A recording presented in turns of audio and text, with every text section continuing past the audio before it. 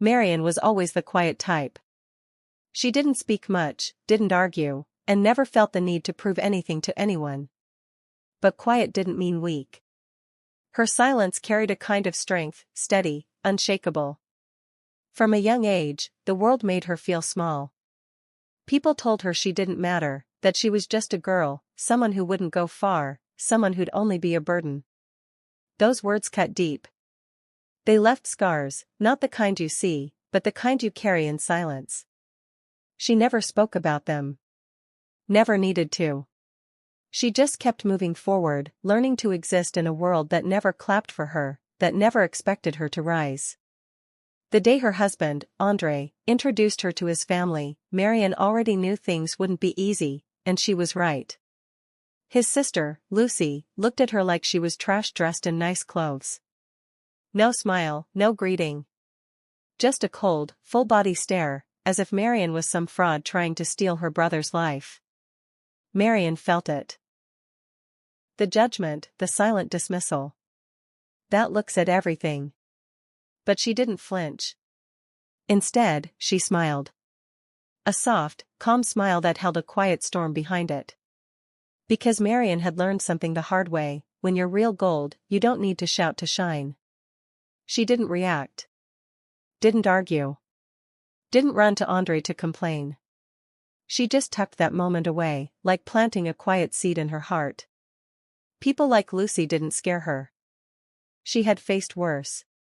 And somewhere deep inside, she knew, one day, they would see her for who she truly was. Not a gold digger. Not a fragile girl. But a woman who carried silent strength. The kind that doesn't beg to be seen, but changes everything when it is. It was the most beautiful night of Marian's life. The stars shimmered above Lagos, music drifted softly in the background, and her heart raced in her chest. Andrey got down on one knee, his hand trembling just a little, and opened a small box. Inside was a custom emerald ring, simple, elegant, and full of meaning. He looked into her eyes and asked her to marry him. Tears welled up in Marian's eyes, not from nerves, but from something deeper. No one had ever chosen her like this before. Not with intention. Not with love. She leaned in, smiled gently, and whispered, "Yes." The crowd erupted into cheers. Applause filled the air. For a moment, it felt like a dream. But in the middle of all that joy, one voice cut through, sharp and cold, like a knife. Lucy sat at the front table, looking completely unimpressed. She leaned to the side and said, just loud enough for others to hear, "Let's see how long this one lasts. They always come for the money." Her words weren't loud, but they were clear. And just like that, a few people started laughing, not because it was funny, but because gossip has a way of pulling attention like a magnet. Marian heard it. Everyone did. She felt that familiar sting in her chest, the same one she'd known since childhood, when people looked down on her like she didn't belong. But she didn't cry. She didn't yell. She didn't let her smile fall. Instead, she gently kissed Andrey's hand, lifted her glass, and raised it high. "To new beginnings," she said.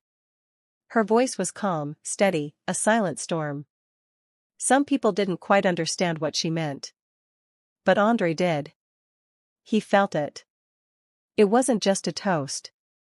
It was a quiet warning. Marian wasn't here to fight with words. She would let life speak for her, and when it did, it would be loud enough for everyone to hear. That moment at the engagement party changed something in Marian. She realized she was no longer the girl who needed to stay silent and absorb every insult. She had stepped into a new world, one full of money, power, and people who judged quickly. But she wasn't scared. She'd faced worse. And if Lucy wanted to see how long she'd last, Marian was ready to show her. Not with shouting, not with drama, but with results. The storm had already begun, quietly. Lucy just hadn't noticed. After the wedding, everything felt like a fairy tale. Marian looked stunning in her white gown, and Andrey held her hand like she was the most precious thing in the world. Everyone clapped and smiled. For a moment, Marian let herself believe maybe, just maybe, her new family would finally accept her. But life always has other plans. A few days after returning from their brief honeymoon, Andrey handed Marian a set of papers while they sat together in their Lagos living room. "I want you to have this," he said. It was 15% of the company shares. Marian blinked, surprised. The family-owned logistics company was one of the most successful in Lagos. Giving her shares wasn't just generous, it was meaningful. It meant he trusted her, valued her, saw her as more than just a wife. She held the documents gently and smiled. Not because of the money, but because someone finally believed in her. But not everyone was happy. At a board meeting later that week, Marian joined Andrey just to observe and learn. She sat quietly, as usual, until someone mentioned the updated list of shareholders. Lucy noticed Marian's name. Her eyes sharpened. She slammed her files shut and hissed, "She'll drain us and leave. Watch." The room went still. Everyone looked uneasy. Marian didn't react. She lowered her gaze, kept her expression calm. That night, she couldn't sleep. Sitting in bed with the company documents, legal books, and her laptop, Marian wasn't afraid. She wasn't trying to prove anything. But she understood Lucy's words were more than insults, they were warnings. Lucy would come for her. Try to push her out. Embarrass her. Make people doubt her. So Marian prepared. Quietly. Carefully. She read every line of the shareholder agreement, every clause, every footnote. Not to fight, but to be ready. She took notes, highlighted key terms, and began to understand the world Lucy thought she'd never belong in. She didn't ask Andrey for help. She didn't cry. She just got ready. Because Marian had learned something vital: love is beautiful, but in some families, love alone isn't enough. She wasn't holding those shares for status. She was holding them to build something, to belong, and to make sure no one ever called her just a wife again. While everyone else slept peacefully at night, Marian was already one step ahead. It was supposed to be a simple dinner, a formal company event with board members, top investors, and family. Marian dressed modestly and sat beside Andrey. She stayed quiet, listening intently. Andrey had told her, "Just be yourself." So she smiled, nodded politely, and paid attention. Then the conversation shifted to business, profits, losses, challenges. Lucy saw her moment. She looked straight at Marian, smirking. I doubt Marian even knows the difference between gross margin and a grocery bill. Laughter rippled through the room. It wasn't funny. It was cruel. But Marian didn't shrink. She didn't flinch. She sat up straighter and calmly said, "Actually, the Q2 report showed a drop in profits due to delayed shipments from our Delta State branch. That logistics gap created a 9.7% decline in client satisfaction. If we don't address our supply chain contracts by next quarter, we risk losing 3 long-term partners." The room froze. Lucy, mid-sip of wine, nearly choked. She set her glass down, her face flushed. One investor leaned forward. "You've read the internal reports?" Marian smiled softly. "Just a housewife thing. Budgeting teaches you where money disappears." Silence. Then awe. Nobody laughed again when Marian spoke. She didn't raise her voice. She didn't show off. She spoke facts. And just like that, she earned a respect no title could buy. 1 week after the dinner, Marian made a quiet, bold move. She had observed, learned, and stayed silent. Now it was time to act. She met her lawyer on Lagos Island and signed documents to temporarily transfer her 15% shares to Lucy. It looked like a gift. A retreat. A win for Lucy. She had the papers sealed in a velvet box with gold trim and delivered to Lucy's office. When Lucy opened it, she was thrilled. She ran to the boardroom, papers in hand. "She finally knows her place," she boasted. "The company is in the right hands now." She flaunted it everywhere: meetings, dinners, family chats. It looked like victory. But what Lucy didn't know was that Marian had also filed a legal freeze. The shares were in Lucy's name, but she couldn't use them. Not to vote. Not to sell. Not to secure a loan. The first time a bank called to verify a transaction, Lucy smiled. "Yes, I own the shares." "Ma, the shares are legally frozen," the officer replied. "You cannot touch them unless the freeze is lifted by the original owner." Lucy's smile faded. "What do you mean frozen?" "The power is in your name, but it's locked." That evening, Lucy stormed into Andrey's home in Victoria Island, papers in hand. Marian was sitting in the living room, calm. "What kind of joke is this?" Lucy shouted. Marian stood, walked over, and whispered, "You wanted power? Then hold it. Just don't try to move it." Lucy had no words. She finally understood. Marian didn't fight with noise. She fought with precision.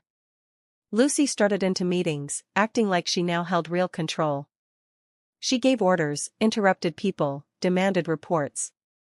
Everyone around her tread lightly, assuming she had true authority. But slowly, reality set in. The first bank refused her request for a business loan. Then another. In a board meeting, she tried to vote. The legal team stopped her. "Your shares are under restriction," they said. "But they're in my name," she shouted. Silence. Later, she tried to sell a portion.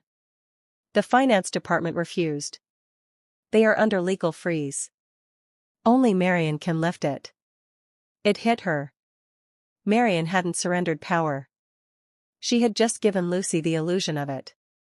Lucy sat alone in her office that night, papers scattered, her confidence unraveling. Marian had done everything legally. Quietly. Powerfully. She wasn't here to take. She was here to build.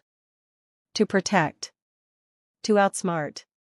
She wasn't holding shares to feel important. She was holding the vault. Andrey had no idea. To him, things were normal. He thought Marian still held her shares.